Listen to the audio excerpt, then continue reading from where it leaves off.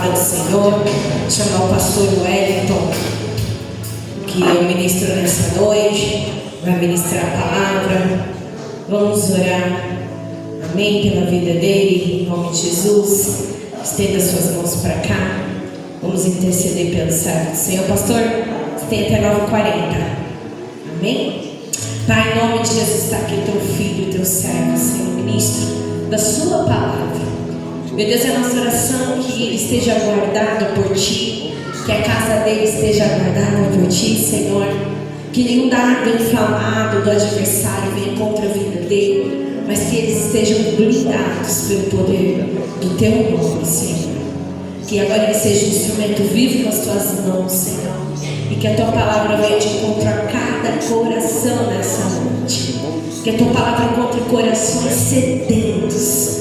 Que a tua palavra, Senhor Jesus, quando ela for semeada, ela encontre terra fértil. E que essa terra fértil venha germinar a semente da tua palavra. E ela venha crescer e venha dar frutos permanentes, para que o teu nome, Jesus, venha ser glorificado. Repreende tudo aquilo que vem pedir da sua palavra ser ministrada. Tudo aquilo que vem bloquear a mente, distrair a mente, endurecer os corações. Senhor, toda a barreira espiritual agora, lança por terra em nome de Jesus. Nós repreendemos toda a ave de rapina que vem roubar a semente da tua palavra, mas que a sua palavra vá e produza o resultado ao qual ela foi enviada. Assim te pedimos e te agradecemos em nome do Senhor Jesus. Amém? Aplauda ao Senhor em nome de Jesus.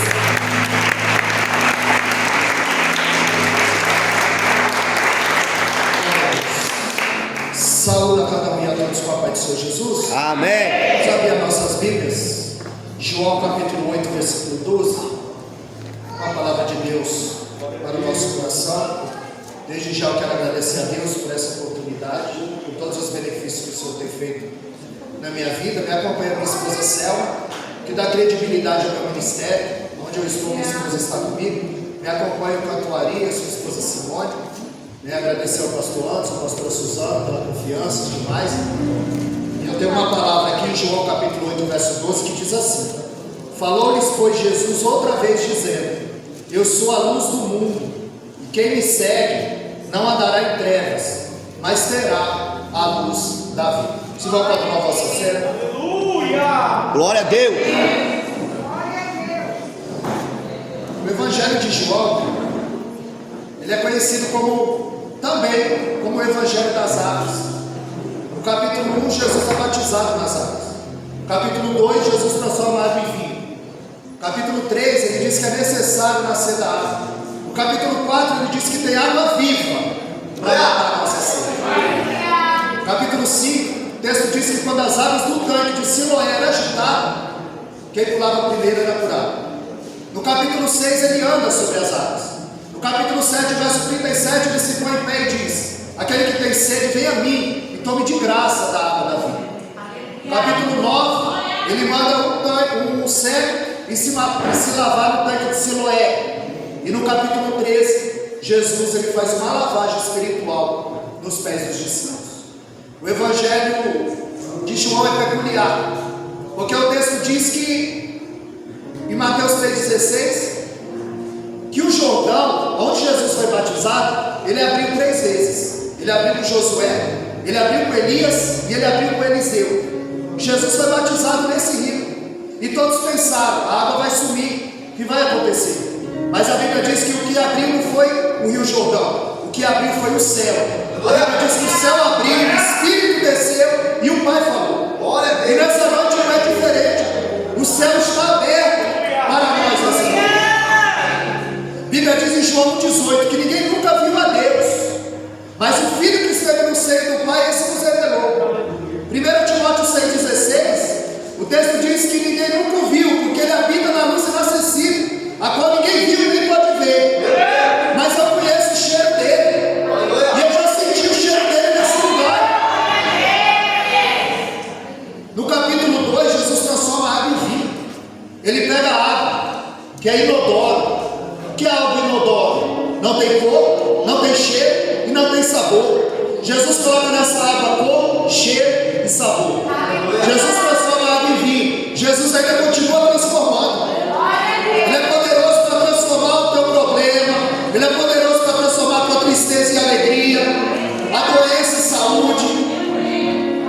Porque ele é e fora dele não há outro. Aleluia. Em Mateus 5,13 ele diz que vós sois o sal da terra.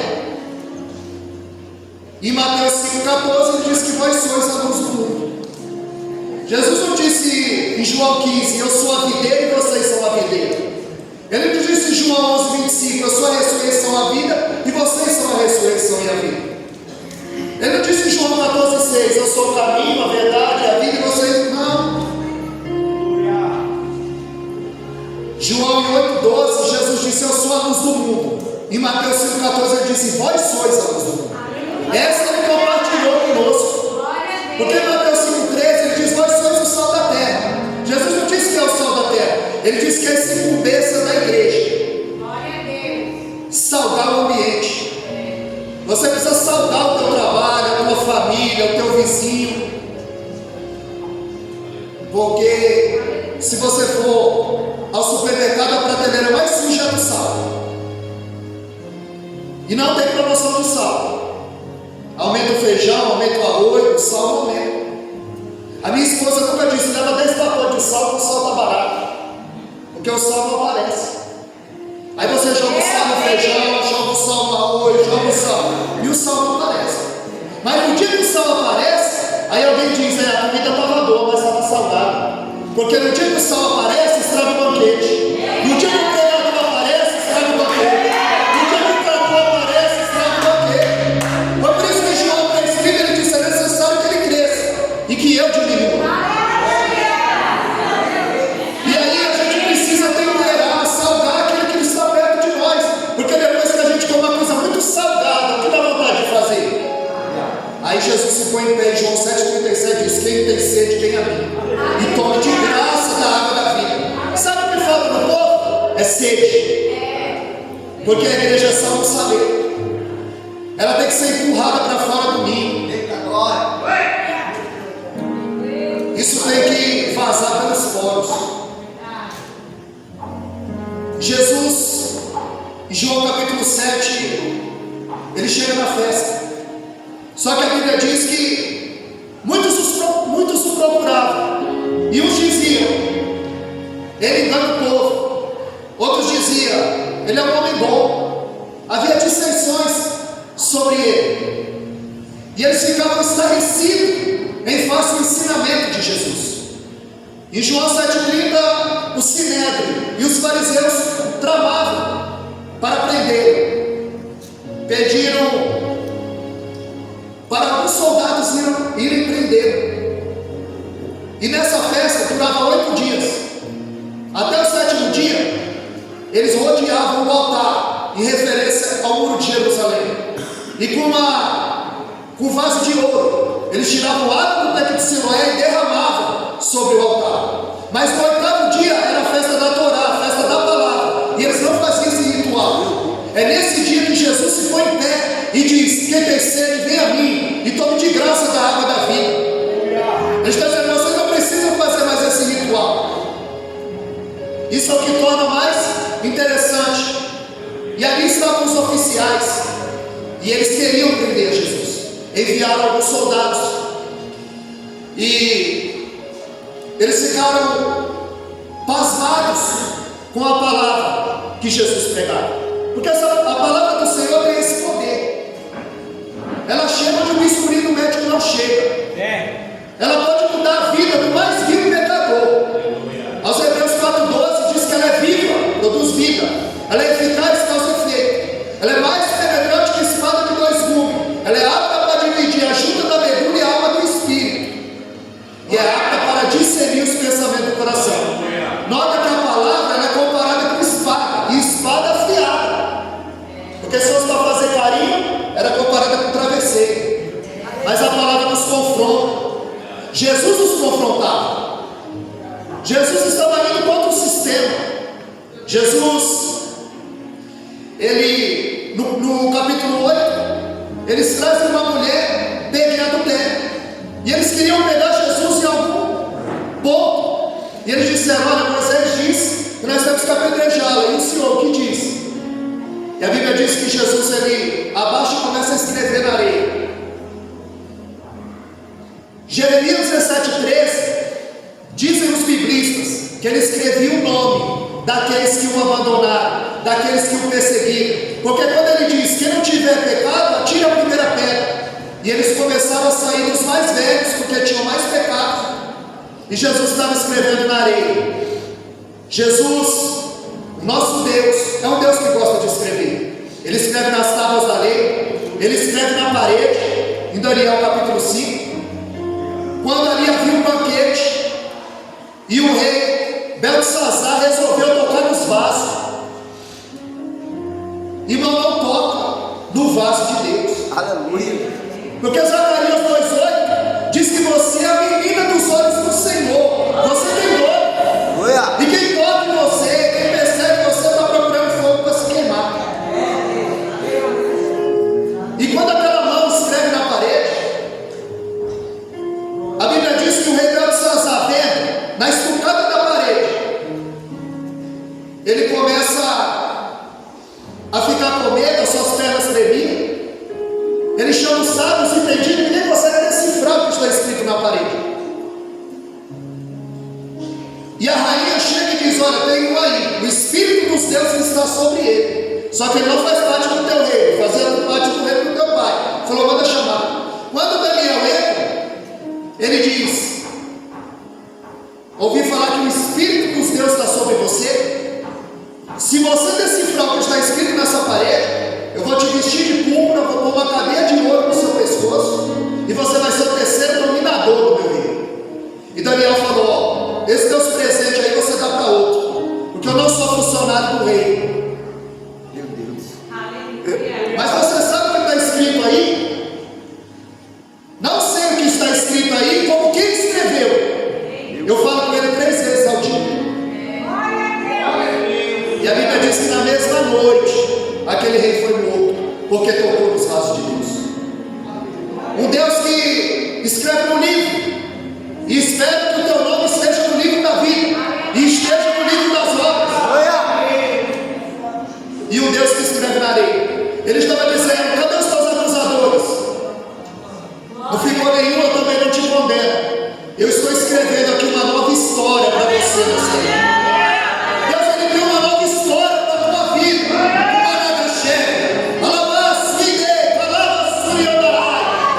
O Espírito Santo que não é, não se engana. Daniel 2,22, ele revela o profundo e o escondido. Conhece o que está em treva e com ele mora a luz. Ele é poderoso para mudar a história de crente neste lugar nessa noite. Louvado seja o nome do Senhor. Aleluia. Jesus, ele se coloca em pé em João 8,12 e diz: eu sou a luz do mundo. A Bíblia diz em Colossenses 1,13 que ele nos transportou para o reino da luz, do Filho do seu amor. Outrora nós andávamos em trevas, perdidos, e o Senhor nos resgatou, nos trouxe para a sua presença. Salmo 119, 105. O texto diz que lâmpada para meus pés é a tua palavra e luz para o meu caminho. Quando ele está dizendo: nós somos a luz do mundo, ele está dizendo: você precisa ser farol na vida de alguém. Farol alto e farol baixo, lâmpada e luz. Você precisa direcionar alguém. O engraçado é que em Gênesis capítulo 1, verso 3, Deus disse que haja luz, e houve luz. Mas o sol ele só fez no 4º dia. O que nós aprendemos aqui? O que ilumina o dia não é o sol, é a palavra. Você tem que começar o teu dia lendo a palavra, porque é a palavra que ilumina o nosso dia. Em João 5, ele diz que a luz brilhou, mas os homens não compreenderam. Segundo aos Coríntios 6,14, o texto diz que a luz não tem comunhão com as trevas. Em Provérbios 4,18 diz que o caminho do justo é como a luz da aurora, vai brilhando mais e mais até ser dia perfeito. Mas o caminho do ímpio é como a escuridão, ele nem sabe que tropeça. E aí 4,23, como já foi falado aqui, ele diz: de tudo que se deve guardar, guarda o teu coração, porque dele procede a saída da vida. Provérbios 23:26, ele diz: filho meu, dá-me o teu coração. E Mateus 6,19, ele diz: aonde estiver o teu coração, aí estará o teu tesouro.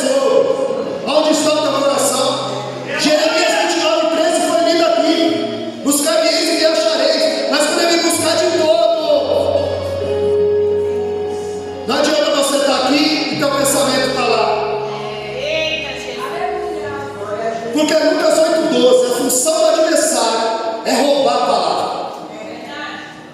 Porque para ouvir basta ter audição, mas para entender precisa ter interesse, precisa estar ligado.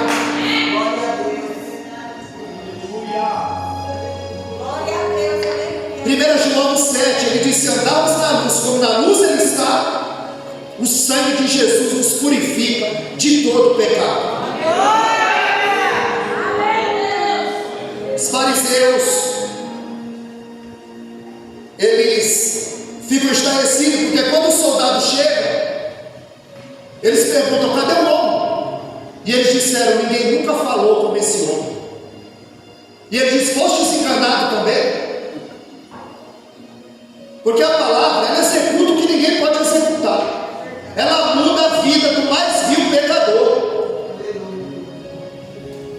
E Jesus estava dizendo: o Pai que testifica. Vocês estão dizendo que precisam de 2 testemunhas, mas o Pai é a minha testemunha. Se a minha palavra estiver em vós, vós sereis os meus discípulos. E ele estava dizendo: vocês são de baixo, eu sou de cima. Vocês são do mundo, eu do mundo não sou. E eles diziam: então de onde você é? Jesus dizia: se vocês não crerem que eu sou, vocês vão perecer no vosso pecado. E eles diziam em João 8,24: quem é você? Em João 8,31 Jesus disse: se permaneceres na minha palavra, nisso conhecereis que sois os meus discípulos. Em João 8,32 Jesus disse: conhecereis a verdade e a verdade vos libertará. E eles disseram: nós nunca fomos escravos, nos libertar do quê? Jesus disse: quem é pega é escravo do pecado. Foi isso que quando eu estava com a minha esposa ainda, eu preguei dentro do metrô. O Espírito Santo falou: abre a tua boca, você tem ousadia só para pregar na igreja. E ali, junto com a minha esposa, o texto era esse: porque no metrô, no ônibus, você pega sobre inferno.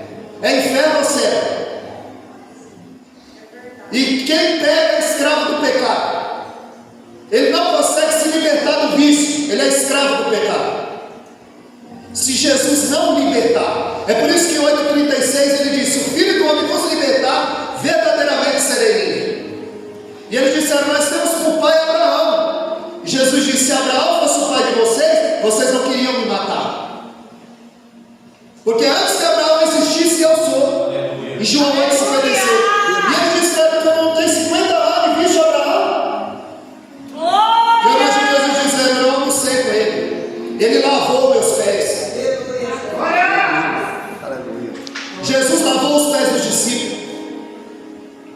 Porque em Lucas 9,46 o texto diz que eles iam discutir quem era o maior, ou seja, quem ia lavar o pé um do outro, porque era a função do escravo mais humilde da casa. Então eles iam discutir quem ia lavar o pé um do outro. E quando chega no cenáculo, Jesus pergunta: o que vocês vinham discutindo pelo caminho? E eles se calaram. A Bíblia diz que Jesus pega uma bacia e uma toalha e começa a lavar os pés dos discípulos. Em João 13,15 ele disse: eu vos dei exemplo, eu sendo mestre e senhor, eu lavei o pé de vocês, vocês devem lavar o pé um dos outros. Era uma purificação espiritual. Pedro não entendeu, e ele disse: o meu pé você lava.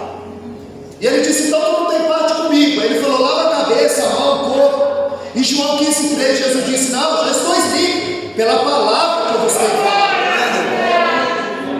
Porque Efésios 5,26, purificando-os com a lavagem pela palavra. A palavra limpa, a palavra purifica. Por que não lavaram os pés de Jesus?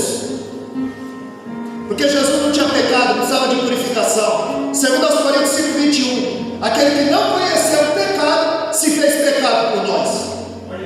Não lavaram o pé de Jesus. Jesus lavou o pé do discípulo com água, e Maria lavou os pés de Jesus com perfume, nardo puro, preparou o seu corpo para a sepultura. Jesus estava dizendo: vocês não têm por pai Abraão, o pai de vocês é o diabo, e vocês querem satisfazer o desejo do coração dele, porque ele é mentiroso.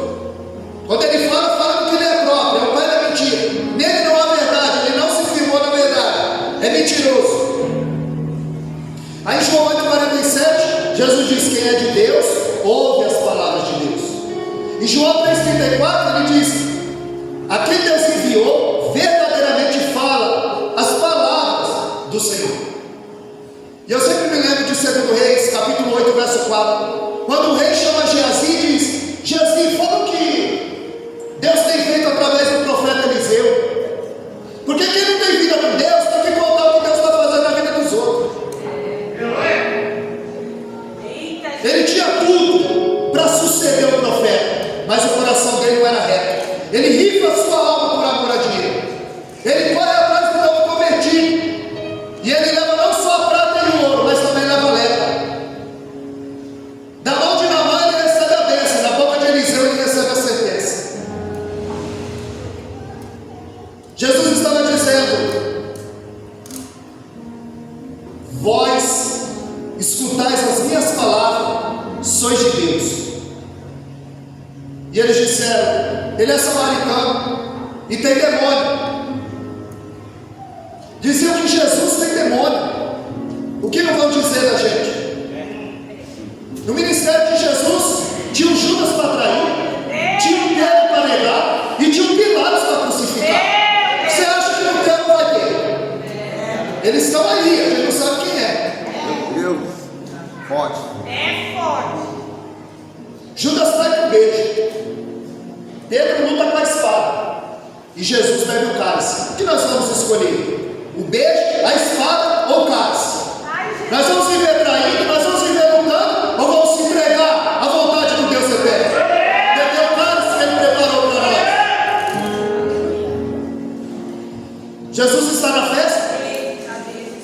Em João 8,59, a Bíblia diz que eles pegaram pedras para atacar Jesus. Em João capítulo 8, eles estão com pedras na mão. Em João 8,59, eles ainda estão com as pedras na mão. Gente que anda armado, que não importa quem, mas ele quer atirar a pedra, ele quer acusar, ele quer procurar o erro. É desse jeito. É muita gente com a pedra na mão e pouca gente com a bacia e a toalha na mão. É muita gente para ser servido e pouca gente para servir. Marcos 10,45 ele diz que o Filho do Homem não veio para ser servido, mas para servir. Se ele, Cristo, veio para servir, no reino de Deus a pirâmide está de ponta cabeça. Maior é o que serve. É muita gente com o microfone na mão e pouca gente com a bacia e a toalha na mão.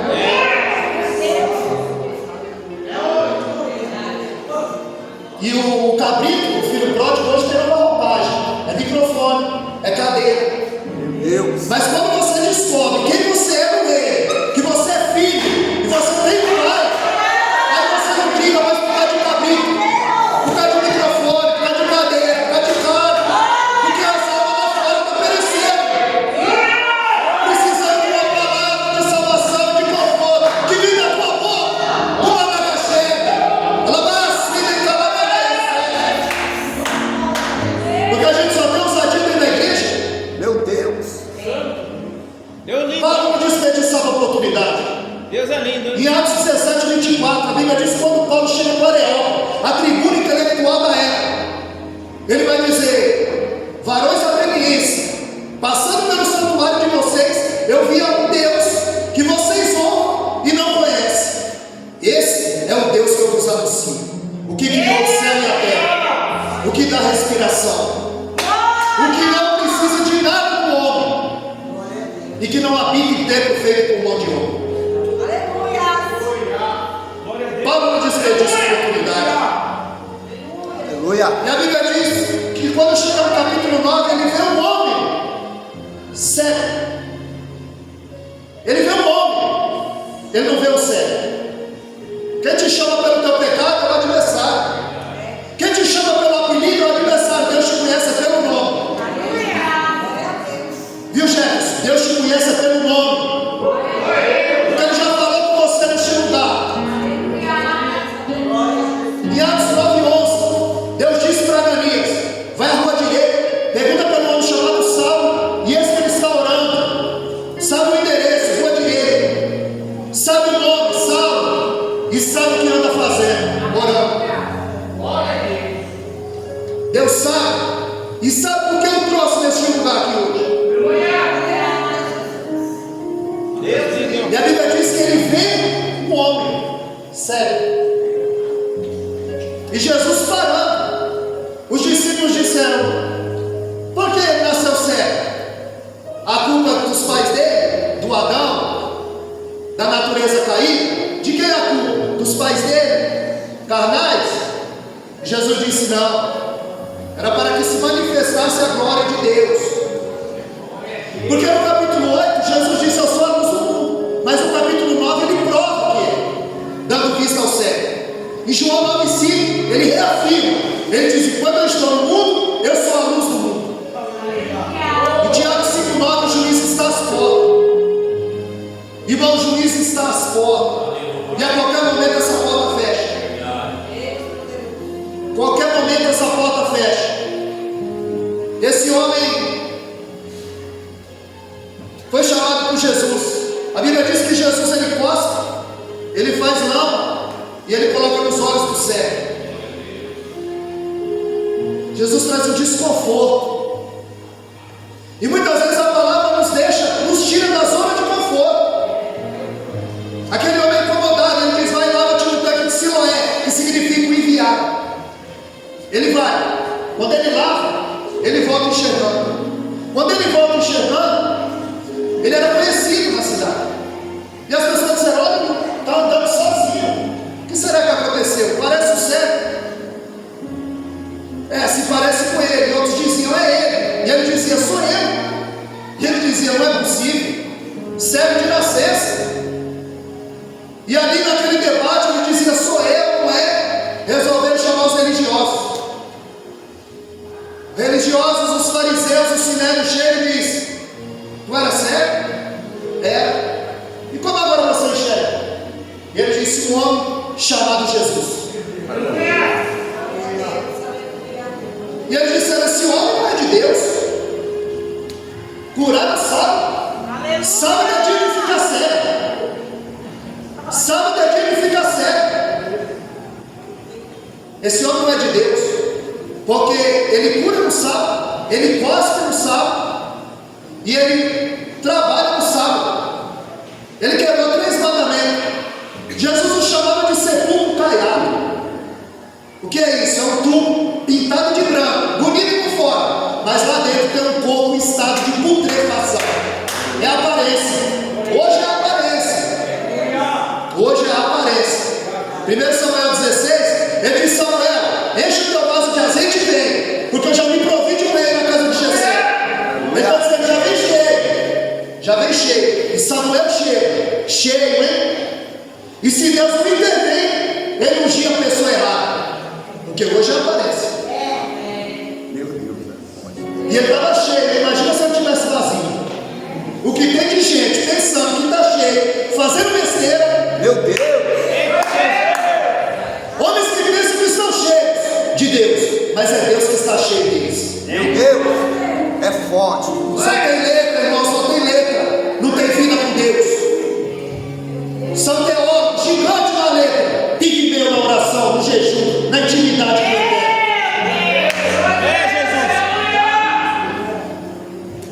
Alguém que ora, alguém que jejua, alguém que busca, alguém que foge do pecado, ele enxerga mais longe do que um teólogo na ponta dos pés. Deus é lindo. Porque Deus usa quem quer, a hora que quer, da maneira que quer e do jeito que quer. E o céu está alegre. Se a gente assistir a presença de Deus nesse lugar, a gente tem que verificar a nossa pulsação, que a gente deve estar morto. Aleluia. Forte. Cantoaria, a gente está em todo lugar, irmão. É Suzana, é Itapá. O Ari falou: eu já chorei, a minha perna está tremendo. Porque a presença dele nos constrange. E eu estou do mesmo jeito. Eu também tenho esse temor. Quando eu vi essa escada, eu falei: vou subir umas 4 vezes, vou emagrecer. Porque a barriga dói, dá vontade de ir ao banheiro. Porque é muita responsabilidade falar algo da parte do eterno. Vida com Deus não é brincadeira, não é parte de diversão, é batalha espiritual. Nós estamos aqui, mas estamos debaixo das orações dos nossos pastores.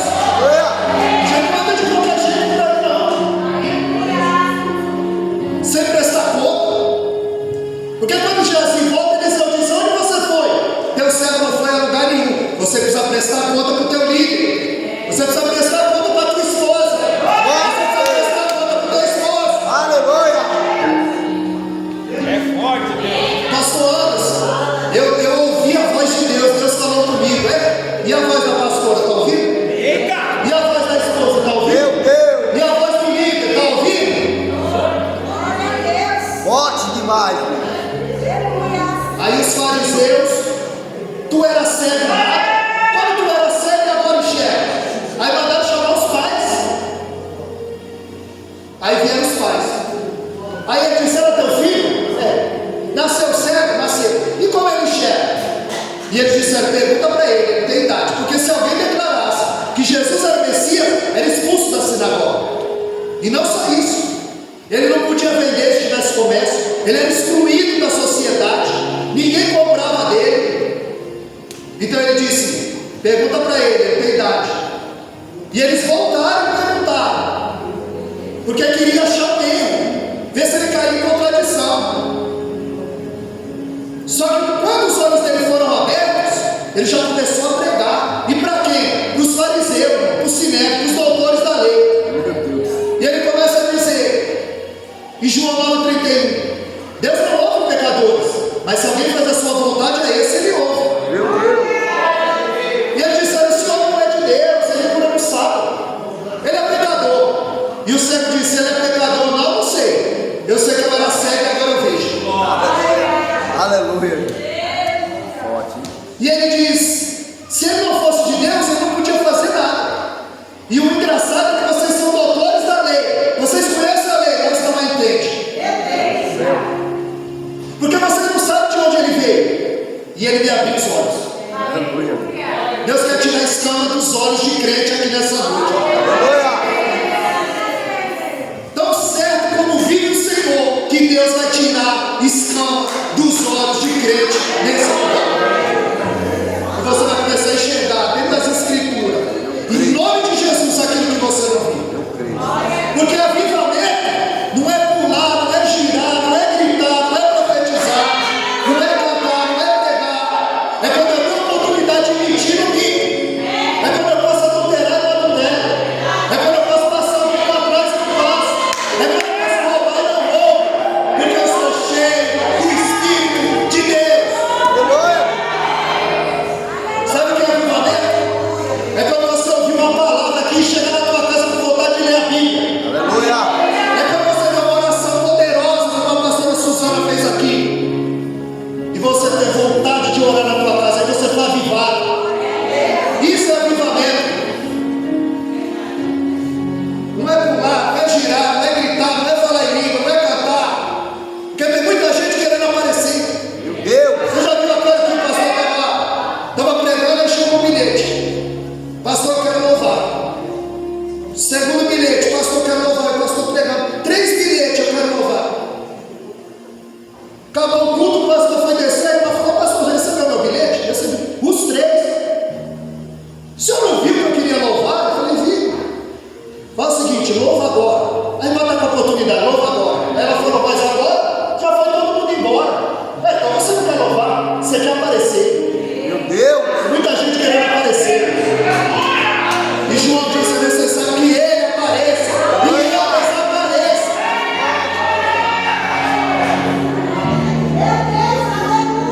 O que torna mais interessante, quando ele era cego, ele não tinha problema com ninguém. Ele não tinha problema com ninguém. Ele era cego. Você viu que quando ele passou a enxergar, ele arrumou problema com os vizinhos, com os religiosos e com a família. Se você não tem problema com ninguém, continua cego. Meu Deus. Deus vai abrir os teus olhos aqui nessa hora.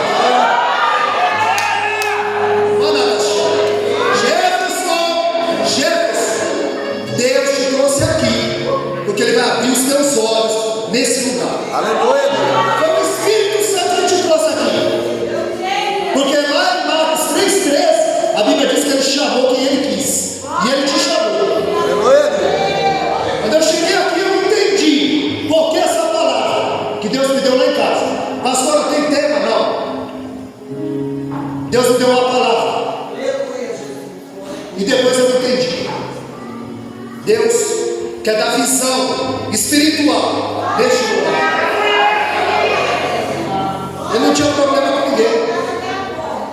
ele passou a enxergar, Deus lindo! o problema começou. Eles perguntavam como ele fez, como ele abriu os teus olhos.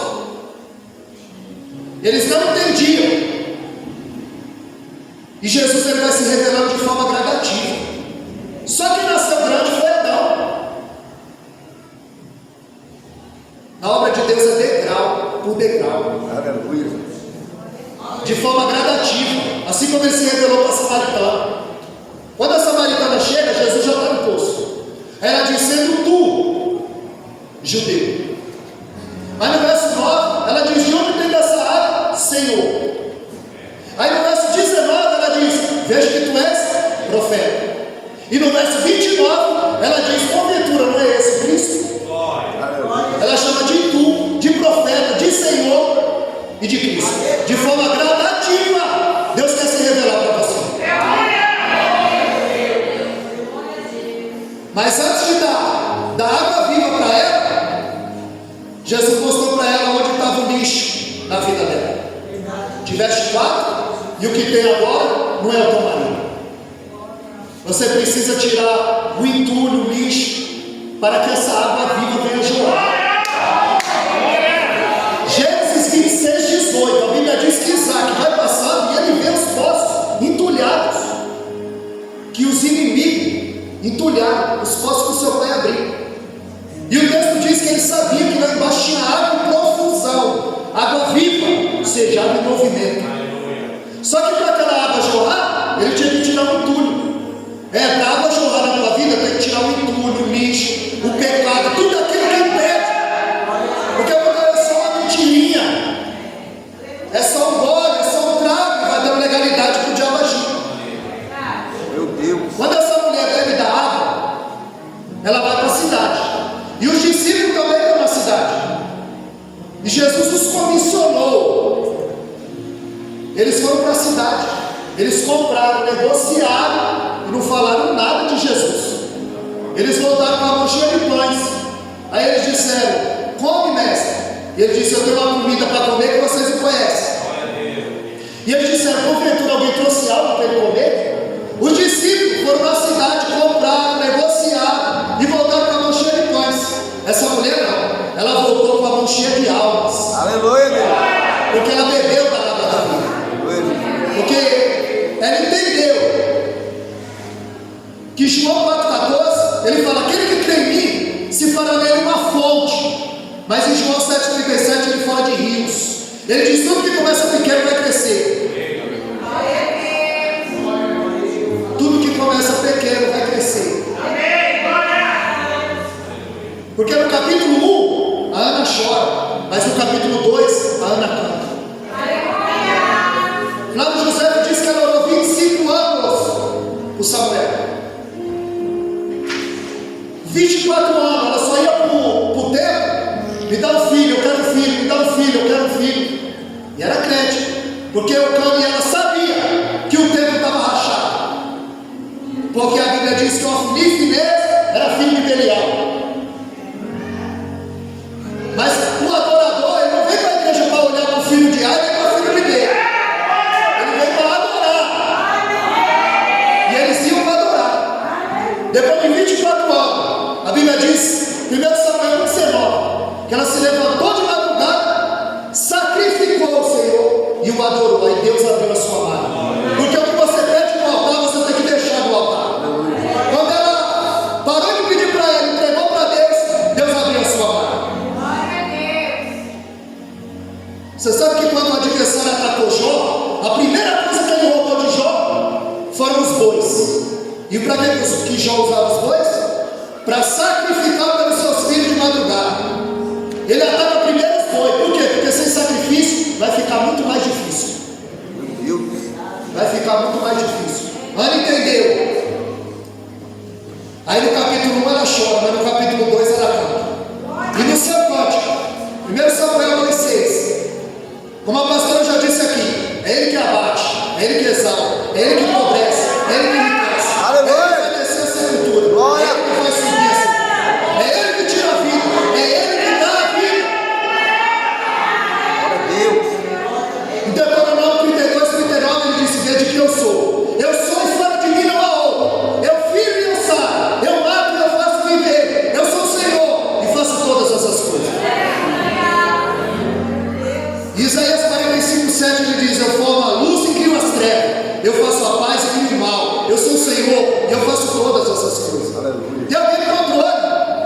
Jeremias 45:4 ele disse: eu planto e arranco. Eu edifico e eu derrubo. Aleluia. Eu sou o Senhor e eu faço todas essas coisas. Ezequiel 17:24 ele disse que todas as árvores do campo saberão que eu sou o Senhor. Aleluia. Que eu elevei a árvore baixa, eu abati a árvore alta, eu sequei a árvore verde e eu fiz reverdecer a árvore seca. Ele é o Senhor, Ele está no controle de todas as coisas. Deus, Ele te chamou aqui para você ter visão espiritual, porque hoje você se lavou nas águas do tanque de Siloé, e o Senhor tem algo muito maior para você. Louvado seja o nome do Eterno. Tem alguém aqui no nosso meio, porque o fim da história somos nós, irmão. Na verdade é Jesus que nos aceita. Na verdade ele é o pastor e eu sou a ovelha perdida. E a gente acha um absurdo Jesus deixar 99 e ir atrás de uma perdida. E quando essa alma perdida sou eu? A gente acha um absurdo Barrabás ser crucificado no lugar de Cristo, mas esse Barrabás sou eu. Ele morreu no nosso lugar. O destino da viagem você escolhe aqui. Não tem meio termo, é céu ou inferno. Ou você está indo para o céu ou você está indo para o inferno. Não tem meio termo. Provérbios 15:24, o caminho do justo é para cima, para que se desvie do inferno que está embaixo. Tem alguém aqui que quer entregar a sua vida para o Senhor nessa noite? Você quer dar um passo? Segundo Crônicas 15:2, ele disse assim: o Senhor está convosco enquanto vós está com Ele, mas se o deixar, certamente Ele vos deixará. Agora Jesus não é mercadoria. Quer aceitar Jesus? Quer Jesus? Não, na verdade é nós que precisamos do Senhor. Tem alguém aqui no nosso meio, quer entregar sua vida para Jesus? Você dá um sinal com a sua mão, a igreja vai orar e o céu vai se alegrar. Porque não tem festa no céu quando alguém é curado, quando o morto é ressuscitado. A festa, em Lucas 15:10 e 15:7, é só quando o pecador se arrepende.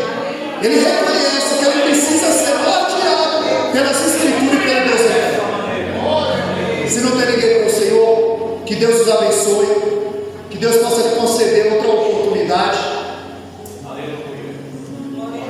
Eu tenho um canal no YouTube, essa mensagem vai subir. A pastora tem o link, eu vou pegar o contato do pastor. A gente está com um projeto lá em Moçambique, na conta do terreno, né, o Robson ia vir, infelizmente não deu para ele vir. E eu gostaria juntamente com a igreja também de fazer um clamor pelos irmãos que estão lá, né, precisando de Bíblias. São 40 adultos, só tem 5 Bíblias.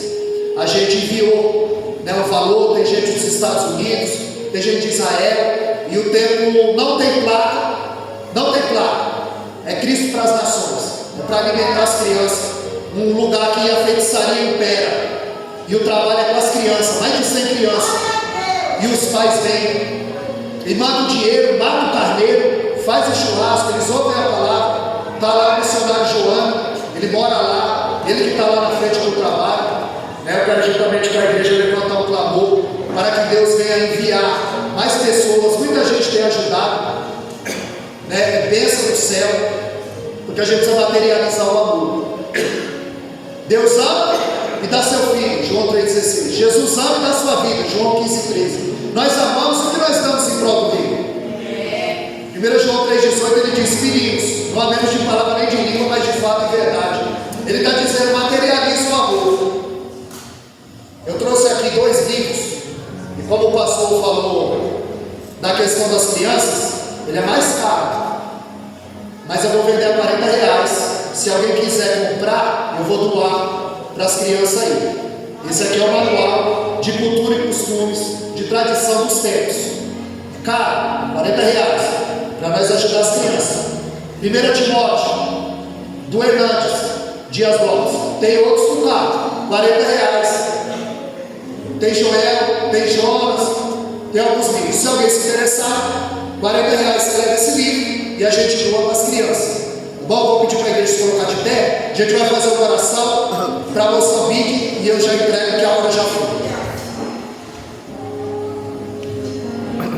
Se liga no céu, que Deus ele vem enviar ali ajudadores naquela obra de Moçambique também, que é carente. Amém? Amado e eterno Deus, Criador do céu e da terra. Senhor, em nome de Jesus, Pai, que o Senhor possa enviar mais pessoas para ajudar essa obra em Moçambique. Que o Senhor possa abençoar o missionário João, dando sabedoria para ele, entendimento. Que o Senhor possa trabalhar de uma forma especial na vida dele. Que essas crianças venham conhecer a Tua palavra, venham conhecer, meu Deus, o Teu nome. E o Teu nome a cada dia mais venha ser glorificado. Vamos, pastor, antes das Tuas mãos, Senhor. Esse trabalho lindo que ele faz, continua usando, continua abençoando, dando sabedoria, pastor, a igreja, todos que aqui se encontram, trabalham de uma forma especial. Nós queremos te agradecer por esse culto maravilhoso. Tu és Deus e fora de ti não há outro. Obrigado, Senhor. Assim eu quero agradecer essa oportunidade e as palmas novas agradecem, pastor.